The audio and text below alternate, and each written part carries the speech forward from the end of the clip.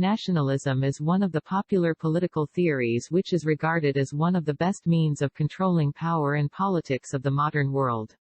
At first, Machiavelli expressed this theory during the 16th century. Nationalism one day worked as the magic of emancipation of thousands of men. However, nationalism is a mental idea. It is one kind of mental instinct and tendency through which a nation being united can live together. It has some characteristics or elements which are geographical, racial, linguistic, religious, economic, political, historical, cultural and mental. These elements of nationalism play a very important role in forming a nation. But a particular element is not enough for awakening the sense of nationalism.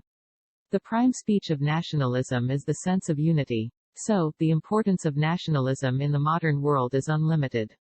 But perverted nationalism creates excessive pride in a nation. It gradually produces imperialism. Straying nationalism encourages a nation to be aggressive towards other nations.